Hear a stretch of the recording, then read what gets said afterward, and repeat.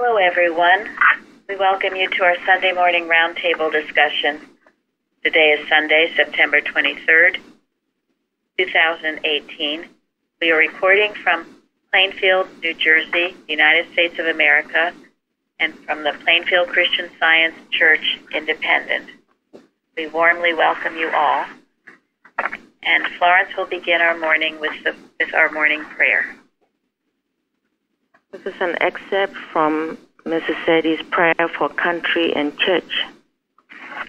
May our Father, Mother God, who in times past had spread for us a table in the wilderness and in the midst of our enemies, establish us in the most holy faith, plant our feet firmly on truth, the rock of Christ, the substance of things hoped for, and fill us with the life and understanding of God and goodwill towards men. Mary Baker Eddy. Thank you. And then miscellaneous writings. Mary Baker Eddy.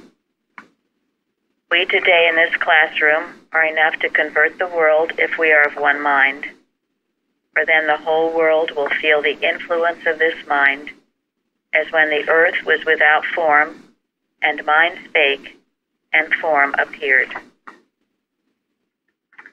Okay, this morning our subject is Christian Science. The golden text is 1 Peter.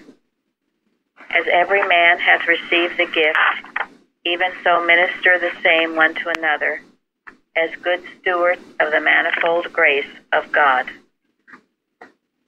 And this morning I'd like to start with our watching point, number 476. Okay. Quote, watch that you hold a right concept of what denials accomplish in Christian Science. Once a student had a pain, he denied it and prayed to be shown where he had erred. He asked God to teach him the lesson he needed to learn, but the pain persisted. Finally, he prayed, quote, "Oh God, rock me to sleep in your arms," end quote. At once the pain disappeared. He learned that our work with error, or our denials, do not heal. The pain left when he sought a positive sense of good in which the error was submerged, as it were. This is why Mrs. Eddy once said, quote, "Never leave a treatment until consciousness is baptized in love," end quote.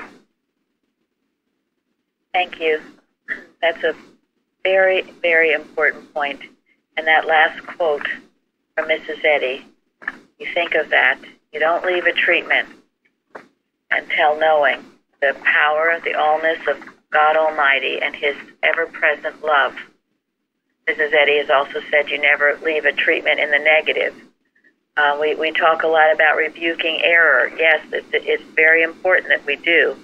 But if all you do is rebuke error and you don't fill your consciousness with the truth and with a sense of God's presence and power, there's nothing really there to heal, is there? Any comments on this? I think it's very easy to get on the negative and make that more. And I think the rule of 10 affirmations to 1 negation has been helpful to just remember that. Yes. Right, and until you have filled your consciousness with the allness of good, the allness of love, you haven't really wiped out or destroyed the error. You've just brought it to the surface. And you don't want to leave it there. You want to thoroughly destroy it. I think I like I remember Mrs. Evans once gave an illustration of a ship with carbuncles. Is that? Oh, yeah. Barnacles. Some carbuncle. Anyway, and when it gets to the fresh water or something, it all falls off.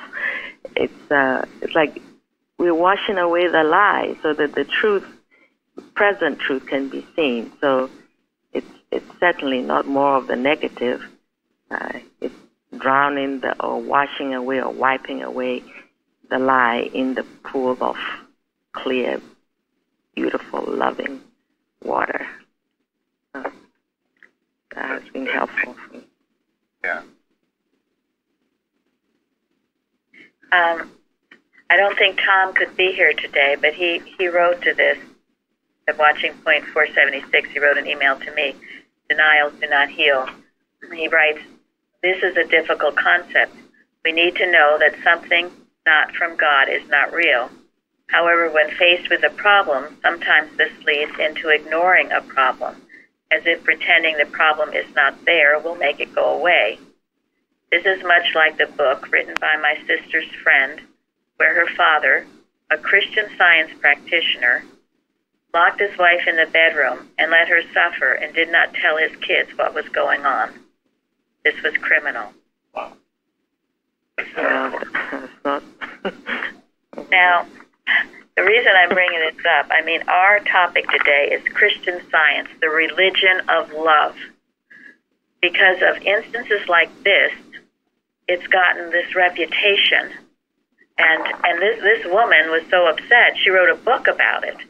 And I know there's another book out called God is Love or something. Maybe it's the same book, but what's that about? Well, I haven't read it, but it is written by somebody. I don't think it's the same one, where it was talking about the treatment of children and stuff because they were concerned about. Yes. And Jeremy, I don't know if you can, we've got two people Skyping in today, so I hope you could figure that one out. Oh, good. Okay. So, Jeremy, what did you with your mother when you hurt your arm? Oh yeah. After breaking my hand, she told me that I just needed to love God more, and then offered no more help after that. And she had already encountered science and help at that point, but didn't share it with me. I didn't even know it was a thing. And so, knowing my mom the way I knew her at the time, there was no sense getting in an argument about it, so I just let it sit for a few days until my dad found out, and he was incensed. He took you and got you help, right? Yeah, he did.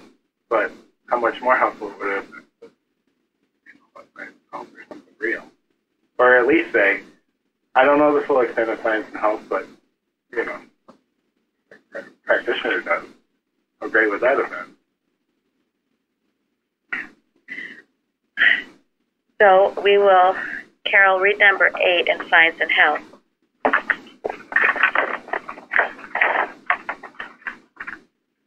If Christian healing is abused by mere smatterers in science, it becomes a tedious mischief maker. Instead of scientifically effecting a cure, it starts a petty crossfire over every cripple and invalid, buffeting them with the superficial and cold assertion, nothing ails you. Thank you.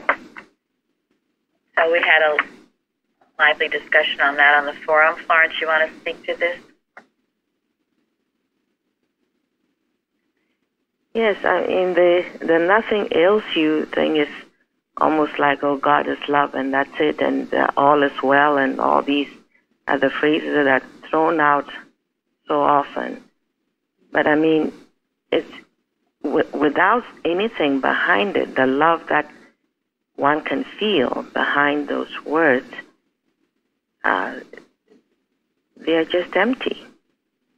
And as I've said before, I know patients who one time said, I wish she didn't say what she said, referring to some nurse what she said about, in the same vein of, oh, it's all is well, it will all be well and all that. It kind of made him feel sick, he said, when he heard that. Yeah, he was sick already, but he was sick, I guess. I wish he didn't say that. That was the first time I actually saw that, something like that. It really does bother one who is not well to hear those empty words.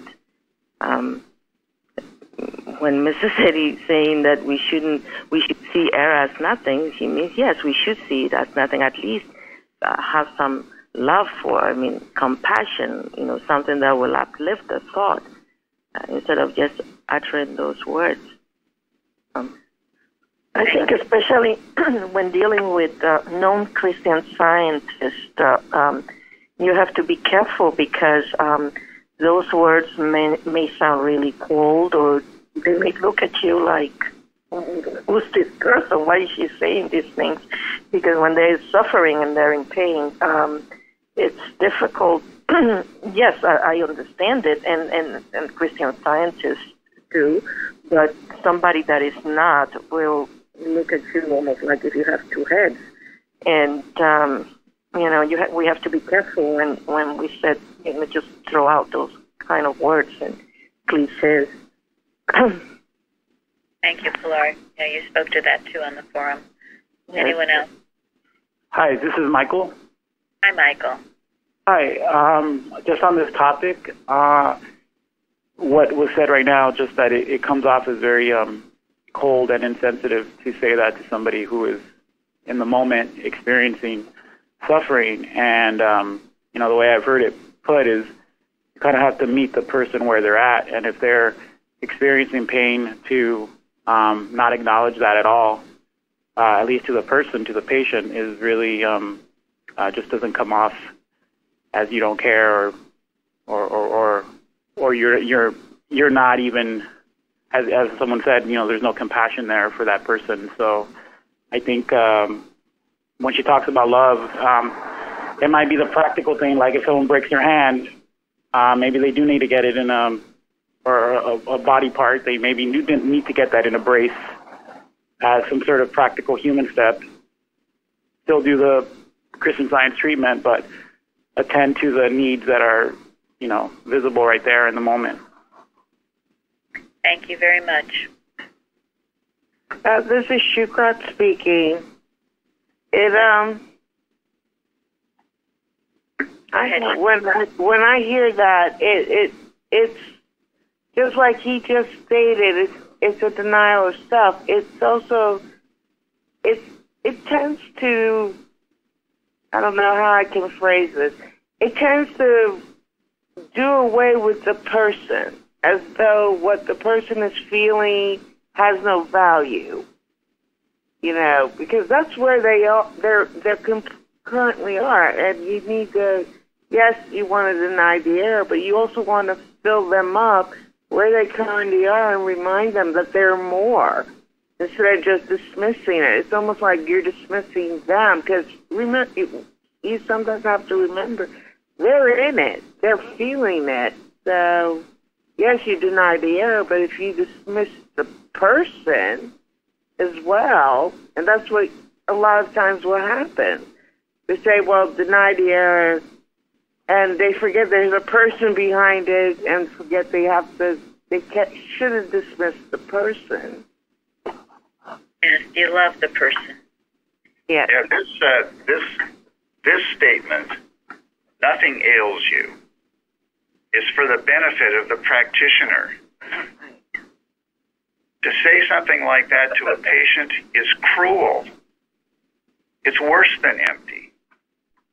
It is cruel. For the reasons just given. Have to meet them where they are. Right, that's what Michael said too. If the practitioner doesn't know this clearly in his or her own consciousness, he or she has no business being a practitioner.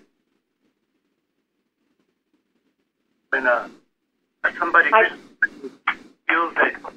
feels love, then they're a Christian Scientist forever.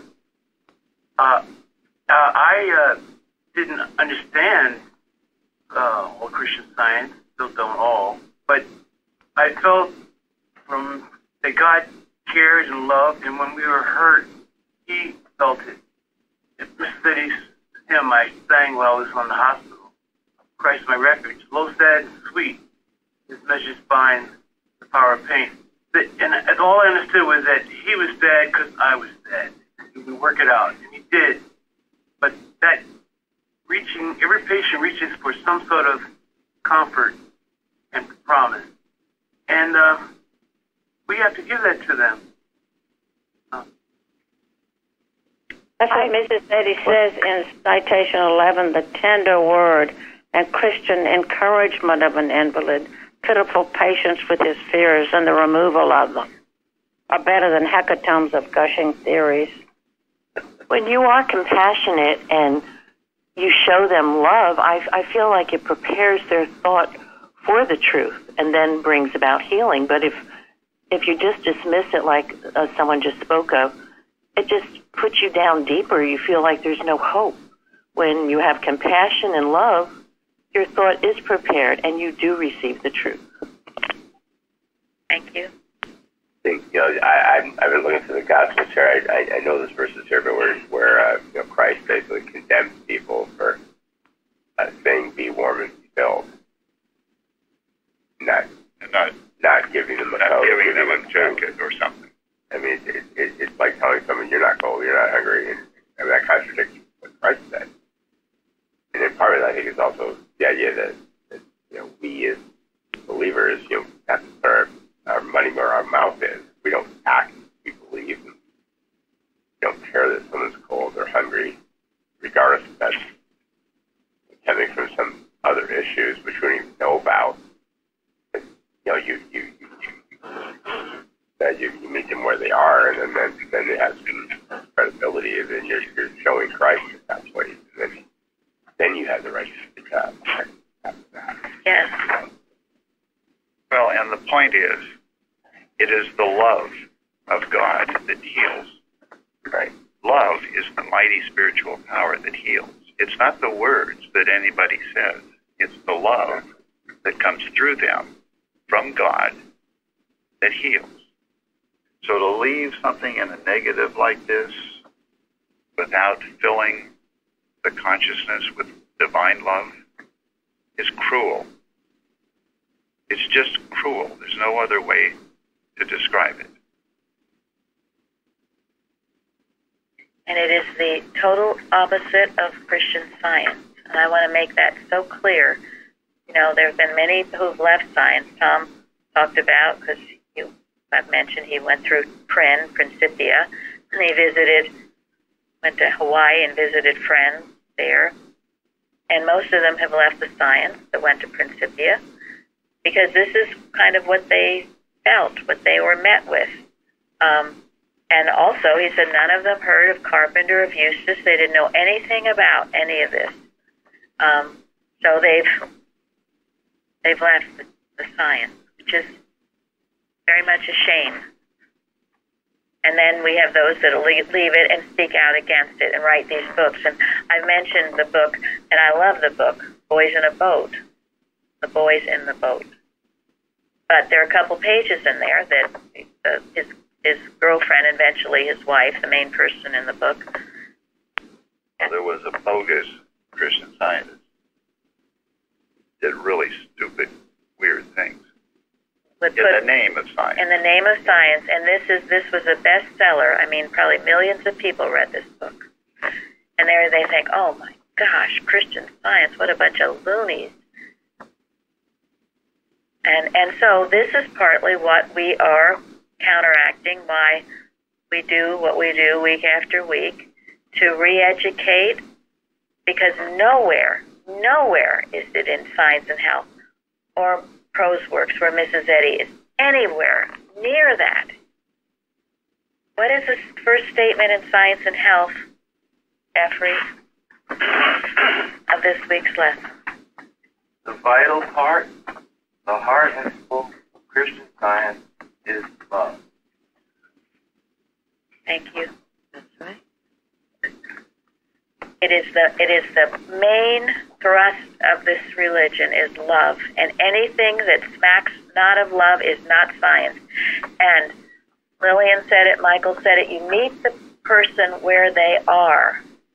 That's wisdom. Wisdom must accompany love, where they are. And I mean, the training we received here from Mrs. Evans, because she saw so much, and she said, if you if you're having a physical problem and none of your family are Christian Scientists, and they want you to go to a doctor, you should probably go to the doctor. That's the loving thing to do. If they're all worried about you, we're not out here to prove anything, or, I got to prove to everybody I'm a Christian Scientist, especially if you've been working at it and it's not seeming to come about. So you do your nearest right at the time. When I was new to Christian Science, one of my children drank something that wasn't good, and I called practitioner, and my husband was very disturbed. And she said, God heals. Truth removes probably whatever is offensive. But she said to calm your husband, just give him a glass of milk. And that will calm your husband. And I did, and of course the child was healed through Christian Science. But that was the right thing to do. We saw Christian Science as healing. Oh, good. I think often there's some practical, loving thing to do that will comfort. And your thought right there is also most important. Yes. Well, CS also stands for common sense. And,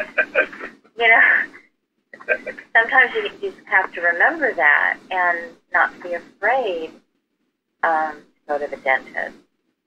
So get some first aid. And to know that the doctor or the dentist, they are also doing their work through love. And there's just so much fear around these medical professionals, but many of them are incredibly loving, or most of them, and there's nothing to be afraid of if the little voice is telling you to go get this taken care of. Well, do it, and just do something. I think also in Christian Science there's been this, I'm just going to sit here and wait for things to fall on my head, wait for the healing to just fall on me, instead of getting to work, calling the practitioner. You've got to keep moving forward. And I think paralyzed by fear or paralyzed by what do I do? Well, I can't do this, I can't do that. And just, common sense. Let's do something intelligent here. Exactly. Intelligent human stuff. Thank you.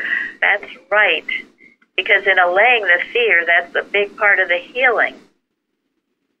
Right, exactly. Because if you're surrounded by people who are fearful,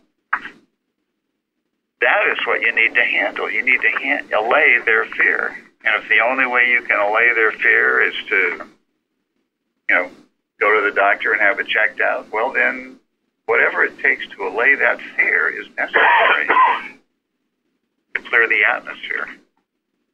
That happened to me recently. Last year, my husband and I went on a cruise, and 3 days into the cruise, he contacted the flu. And while I was working, while he was lying in bed with seemed to be extremely high fever, the next morning he said, I need to go to the ship's doctor. So I said, of course, we'll go. And not thinking anything of it, I was perfectly fine. The doctor and he both looked at me and said, the doctor said, he's really bad, but we're going to give him medication and everything's going to be fine. Will you take something for preventative? And when I saw my husband's face, because he knew that I don't take anything, I felt that compassion that we're talking about. I knew I needed to do it. I didn't want to, but I knew I needed to. And that just allayed all fear from him. And of course, I continued working regardless of the medication he was taking or I was taking. And, we came out of it all in all. But I did see it very clearly that I had to meet that at that moment. Thank you. We all prefer not to do medication and not to go to doctors. I'm certainly not necessarily advocating this, but in some instances, it's your highest sense of right, use of eternal or temporary means. I mean, Tom also wrote in another email about Mrs. Eddy with her grandchildren. She told her grandchildren that they could take vaccination. And there's a quote in the Bible, and I couldn't find it, but it's something about better to have 10,000 arrayed against you instead of 20,000. But she was talking about the general malpractice when you have children and you don't take vaccination. I mean, everybody is upset and concerned about it. Again, my children were not vaccinated. I don't know when they went to doctors. The time was a different time. They didn't need to. Everything was fine. I was also an at-home mother. They weren't in school at age 3 months, which many children are these days. So you do the wisest thing. Tom then goes into all of these students at Principia who had, because they weren't vaccinated, they got, what was it? Measles. Yeah, and everyone was very upset. Very upset. And then they did unwise things too. Some of the kids were getting better, and then they went out and pushed themselves. And I do think there was at least one student lost. It was a horrible thing. It's a horrible thing, especially with children are involved. Adults have a choice. If you as an adult want to go into a cave, you're feeling bad, you just want to curl up and die. Well, that's your privilege. But children is something else. Children, it changed drastically, but we were taught here, you have a child who has something serious. If in 20 minutes you don't see the symptoms lessening, progress being made under Christian Science treatment, then you recommend they go to a doctor. We are not stupid. This is a religion of common sense, as Suzanne said, and all of this malpractice suits against us, all the bad press that it has received. No, and Mrs. Eddy, again, she doesn't say this, and yet people, so many scientists, if they feel they have to go to a doctor, all this condemnation, nobody will help me. It's just terrible. That is not true. It's not true in our church. Practitioners here will help you. It's also, and this I know because in the past I have experienced this with other practitioners, that if they ask you, well, are you taking medications, or are you going to the doctor, and then they refuse to treat you if you said, well, I'm taking an aspirin for my headache or something like that. They will totally refuse to even pray with you, which is really, I think, very unloving. Because you're scared, you're calling them, and they just stop it because, oh no, you're taking an aspirin, I cannot treat you. It's a real convenient cop-out for them, isn't it? Yeah. Yeah. Well, it is not even Christian, okay? That's not Christian, is it? Go ahead, who is speaking? I just had an experience like that with a close friend who was a church member who was diagnosed with terminal cancer and called a journalistic practitioner who told her, I will pray for you, but the minute you take medication, you need to let me know so that I'll stop. And my friend was very fearful and in extreme pain, and one of the most devoted people I'd ever known in Christian Science. And she spent the last few weeks of her life going between extreme pain and in fear of this practitioner cutting her off because of needing to take medication in order to deal with it. So it just added even more unnecessary pain to her situation. So what everyone is saying is true about the way that the Boston Church sort of trains or directs or has this sort of direct or implied sort of taboo or condemnation of anyone that tries to use medical treatments, and it's very, very sad and very, very damaging and hurtful to the movement. So, just wanted to add that. Thank you. And where's the love that heals in any of that? Where is the love that heals? Without love, we have nothing. Jesus certainly never asked if anyone was, taking medication. I won't treat you, so why would they take it from there? I think people need, if they're going to be jerks, they should do it in their own name.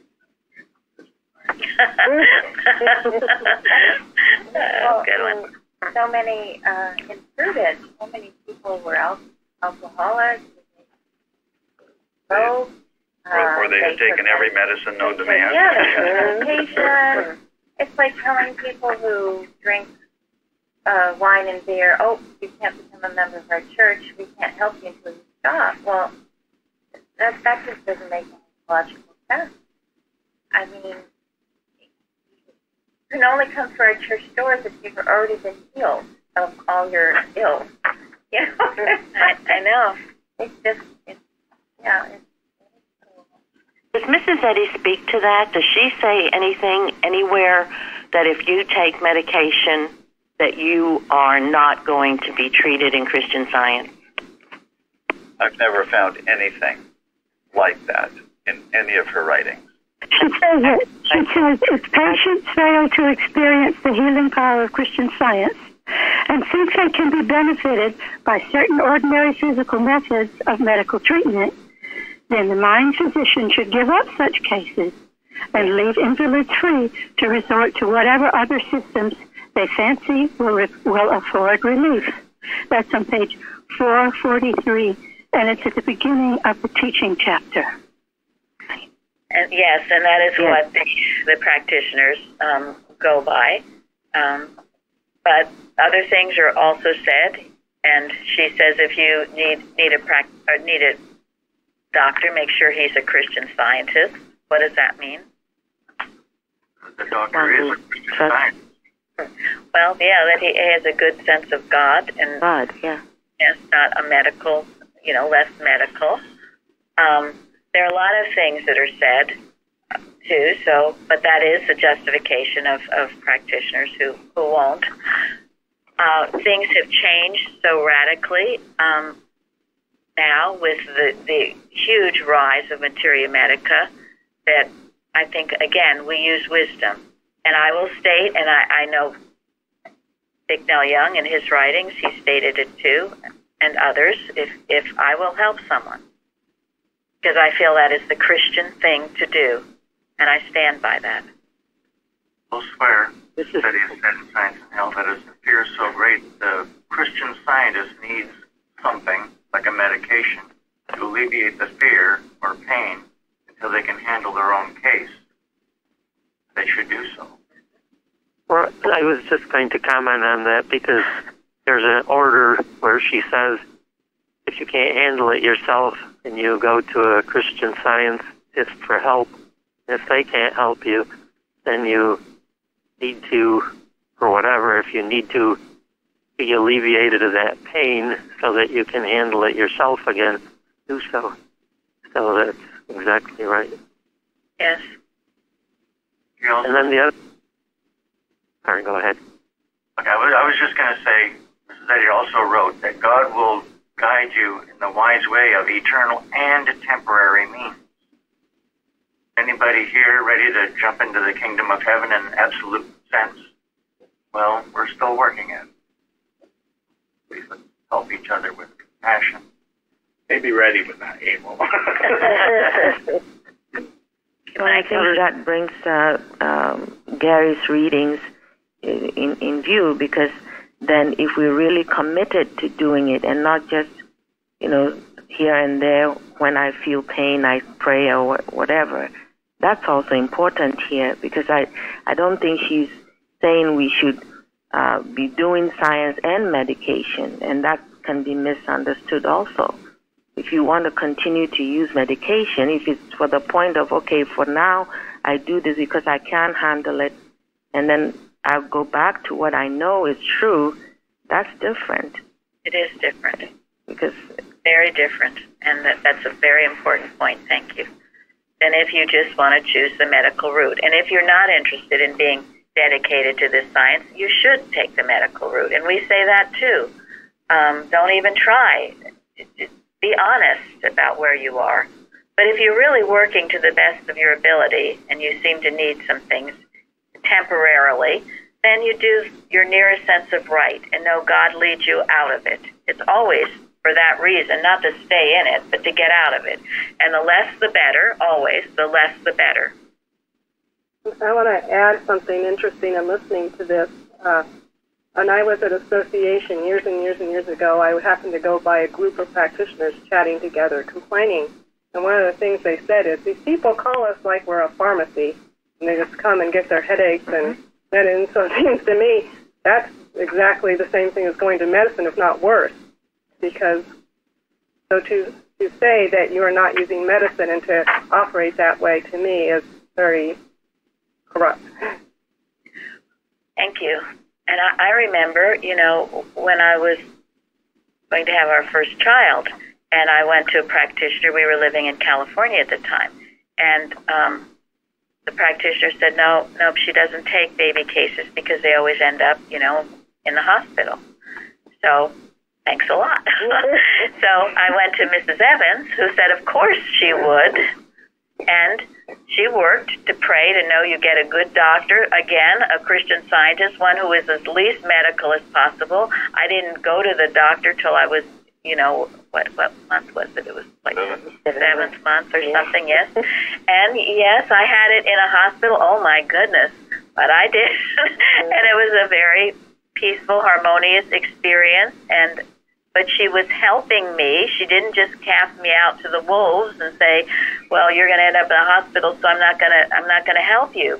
She walked with me. I learned tremendous. I grew tremendously. I will never forget that experience. It's partly why we moved back here, because to have a practitioner in California tell me that, and none of them would take me. There were, I think, 2 or 3 in the church. No one would take me. I had to go to Mrs. Evans, who would take me. And I did have a doctor. You do the best you can at the time. Maybe there was a time all you needed was a midwife and that kind of thing, and that's fine too. If that works for you, fine. But today is different. You do your highest sense of right. And in the meantime, when people take these holy stands, they think, you're flying around up there and getting shot full of holes. So you do the best you can with what you have, and you always, and she emphasizes Christianity. And she says somewhere, I couldn't find it, but she says if there's ever a decision between the loving thing to do or what you think is the rule of science, the rule, for instance, they take medication or doctors, you drop them. You always do what? The most loving thing. It overrules everything. Love. It fulfills the law. The chapter on fruitage has multitudes of cases where the people are on medication and they read Science and Health, they healed and they threw the medication out the window. Yes. So obviously it works when they are under medication, whether they knew about Christian Science or not. So since they didn't know about it, that means it's even more powerful, because it wasn't a face cure about Christian Science. It was a true act of God that cured him. And the thing of all of this, it's always fear that's motivating people that just go by the law and don't go by love. I got to obey this law. You got to do this, you got to do that. And we are a religion of laws. I don't deny that, but the Christianity, that's why Christian Science, it has to be both things. So now, before it gets too late, let's see, Bruce, read 11, the first paragraph. The physician who lacks sympathy for his fellow being is deficient in human affection. And we have the apostolic warrant for asking, he that loveth not his brother, whom he hath seen, how can he love God, whom he hath not seen? Not having this spiritual affection, the physician lacks faith in the divine mind and has not that recognition of infinite love which alone confers the healing power. Such so-called scientists will strain out gnats while they swallow the camels of bigoted pedantry. What is bigoted pedantry? Thank you, Bruce. Pedantry is the useless display of knowledge. That's the definition of the word pedantry. Thank you. And bigoted obviously means that it's coming from the purpose for one's doing it is to promote one's own bias. Have a double whammy condemnation of a bigoted pedant. Thank you. That was Very wonderful. Perfect. That puts it where it belongs. It sure does. That degree in English literature occasionally serves me well. And you know, we hear it. I will get calls about the pickiest things, and you know, out of everything that you've gotten from this church, you got to pick on some little thing. I'm always grateful for constructive criticism that, you know, that comes from love. But when it's just some picky little thing, you know, that's what it is. Don't you have anything better to do with your time than to be looking for what, you know, what you think is wrong or a misstep or something? No one ever said everything here is perfect. So, but anyway, I love what she says, that straining at nap. And No, I think you've done it quite well. okay, let's see. Jeremy, read that second paragraph. Okay. If we would open their prison doors for the sick, we must first learn to bind up the brokenhearted. If we would heal by the Spirit, we must not hide the talent of spiritual healing under the napkin of its form, nor bury the morale of Christian Science in the grave clothes of its letter. The tender word and Christian encouragement of an invalid patient with his fears and the removal of them are better than hecatombs of gushing theories, stereotypes, borrowed speeches, and the doling of arguments, which are but so many parodies on legitimate Christian science, aflame with divine love. What is morale? Bury the morale of Christian Science in the grave clothes of its letter. I looked up that word. It means confidence, enthusiasm of a person or group, especially in face of hardship or opposition. Your morale is buried when you've got something coming towards you. In the grave clothes of its letter, there's no love. So you get the letter thrown at you. Nothing ails you. Nothing No ails way. you. Or don't read anything but authorized literature, which I am going to. Tom found in our journal something very important. It was from the July 1891 Christian Science Journal, Volume 9, 1891 to 92. This was what was in it. This was what was removed from it. And I will have, I guess, Gary. Okay, this is the card that was added. That was removed. No, that was That was removed. It was, Mrs. Eddy had this, and it happened to be in our journal. It was not removed from this one. Card. Since my attention has been called to the article in the May Journal, I think it would have been wiser not to have organized the General Association for Dispensing Christian Science Literature.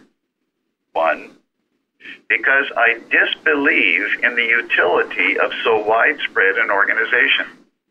It tends to promote monopolies, class legislation, and unchristian motives for Christian work. 2, I consider my students as capable individually of selecting their own reading matter and circulating it as a committee would be, which is chosen for this purpose. I shall have nothing further to say on this subject, but hope my students' conclusion will be wisely drawn and tend to promote the welfare of those outside as well as inside this organization. Mary B. G. Eddy. Read the next Notice, underneath it, having awakened to the fact that material means and methods cannot be incorporated in the practical demonstration and work of divine science, and especially in the circulation of Christian Science literature, I hereby recall the request made in the May Journal, namely, that scientists organize for the systematic distribution of Christian Science literature, and hereby declare the General Association for Dispensing Christian Science Literature disorganized from date. Harold Norton, General Secretary. New York, June 26, 1891. It cannot be any plainer. But you see, when we get so many rules thrown at you, your morale, why even bother? As I told, I think most of you, I had a call Friday, someone just so excited about finding us and the YouTube. She was in tears over it. And she said when she excitedly told her Christian Science practitioner about us, she got some words I can't repeat. Anyway, not good. No, they were not in our favor. So, but that only made her love us more.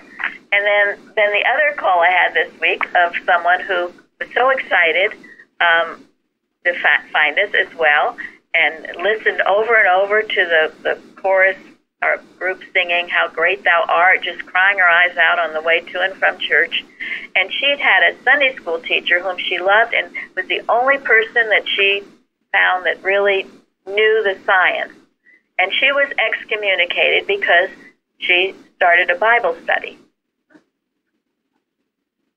Where is your morale? You get excited, you want to do something. Wow, this is great.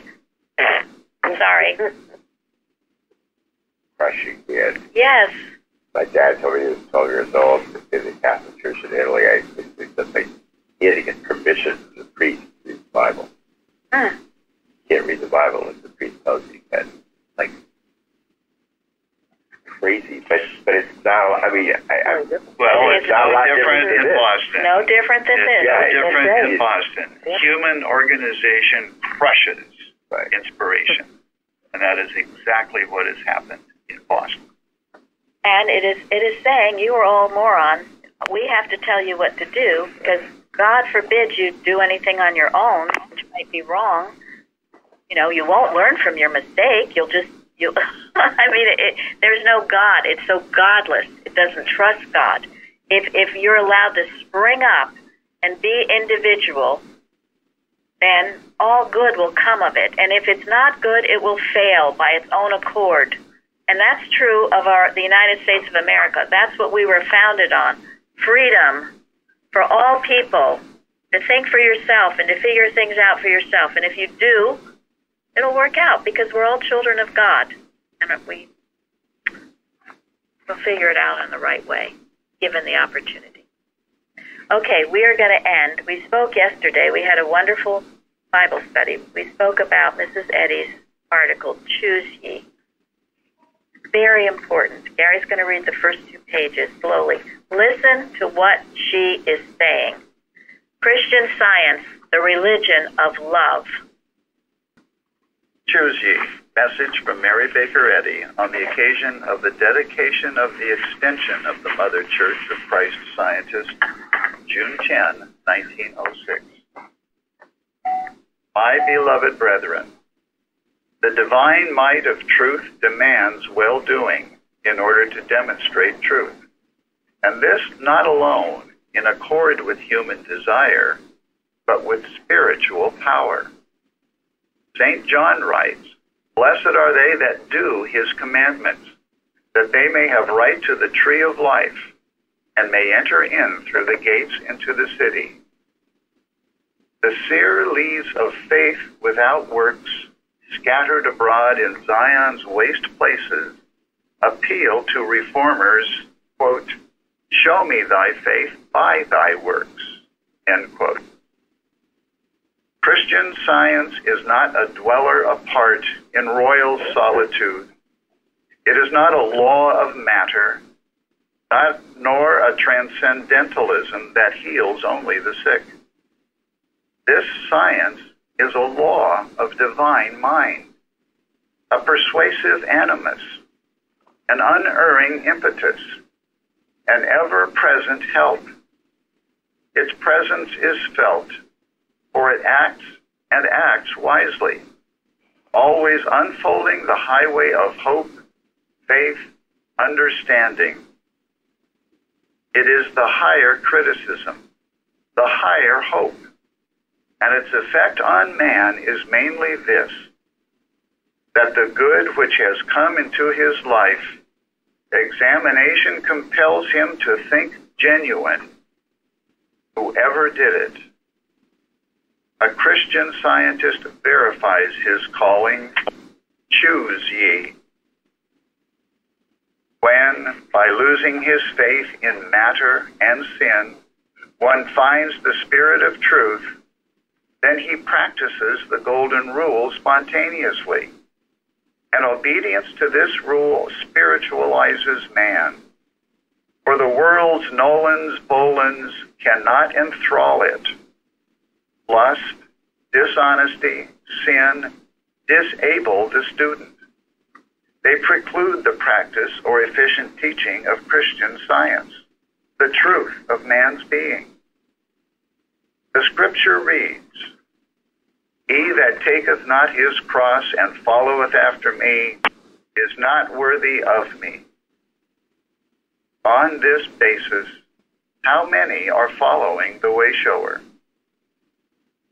We follow truth only as we follow truly, meekly, patiently, spiritually, blessing saint and sinner with the leaves of divine love which woman has put into Christendom and medicine. A genuine Christian scientist loves Protestant and Catholic, DD and MD, loves all who love God, good, and loves his enemies. It will be found that instead of opposing, such an individual subserves the interests of both medical faculty and Christianity, and they thrive together, learning that mind power is goodwill towards men. Thus, unfolding the true metal in character, the iron in human nature rusts away. Honesty and justice characterize the seeker and finder of Christian science. The pride of place or power is the prince of this world that hath nothing in Christ.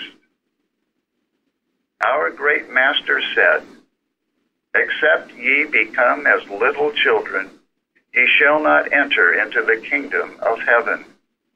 The reign of righteousness, the glory of good, healing the sick and saving the sinner. The height of my hope must remain. Glory be to thee, thou God most high and nigh. If we love enough, we will transform our world. Thank you all for joining. Thank you. Thank you. Thank you.